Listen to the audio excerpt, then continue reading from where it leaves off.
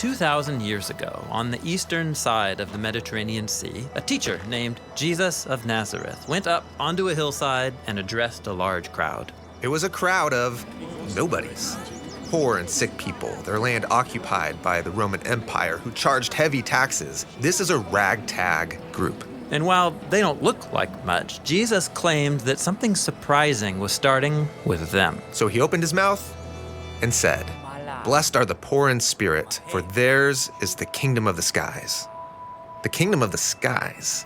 What does that mean? Well, Jesus uses this phrase to talk about a new kind of reality. From our perspective, we see a world of violence and corruption where might makes right. But for Jesus, there is a realm where generosity reigns, where there's justice and peace. It's a world where love is the final word.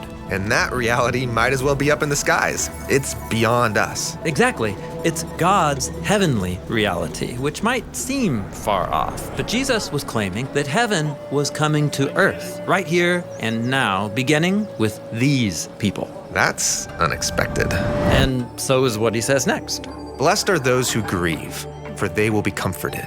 So this group that's at the bottom of society, they know all about loss and grief. But Jesus said something's coming that's going to turn sorrow into joy.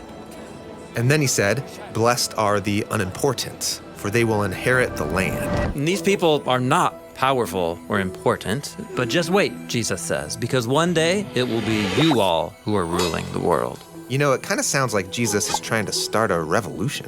Well, kind of, but it's not a revolution for those who are hungry for power or influence. This is a movement of people who are going to serve because they long for healthy relationships between people and communities and nations. Yeah, as Jesus puts it next. Blessed are those who hunger and thirst for righteousness, for they will be satisfied. Blessed are the merciful, for they will be shown mercy. Just imagine it, a group of powerless nobodies ruling the world through generosity and forgiveness and justice. This is a Jesus-style revolution. The next thing Jesus says is, "Blessed are the pure in heart, for they will see God." And this one really raises the bar. To be part of this revolution, my heart needs to be so pure I could look directly at God. Well, Jesus knows that all of our choices, even our good ones, are often driven by mixed motives.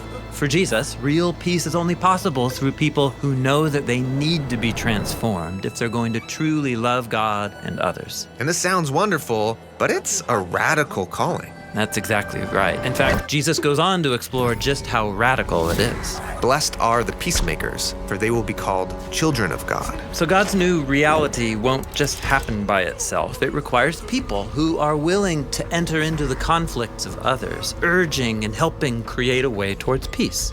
But that way of life can be dangerous.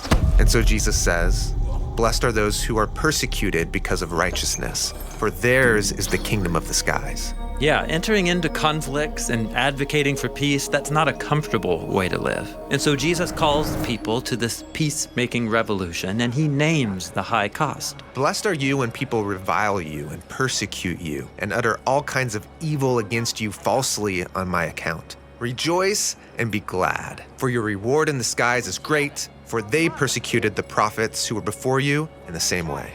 What does that mean, the prophets before you?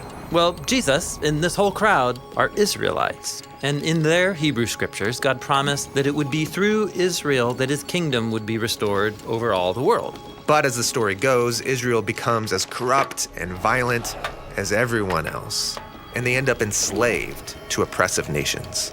But Israel's prophets stood up to these kingdoms and criticized their corruption. They said that one day God's heavenly kingdom would break in, starting with a small group of Israelites who would be willing to surrender everything over to God. So Jesus wants this crowd to see that they're part of that legacy. Yes, and that's why Jesus concludes this first block of teaching with 3 images from their scriptures. The first is, "You are the salt of the land." Salt is a mineral that preserves food for a long time. And in the Bible, salt is used as a symbol of God's long-lasting covenant with Israel. Jesus is saying that he and this ragtag group are the launch party of God's long-lasting ancient promises to renew the world. And then Jesus says, "You are the light of the world. And a city on a hill cannot be hidden. He's referring to the biblical image of God's light, his presence shining out from its dwelling place in the temple in Jerusalem, which was a city on a hill.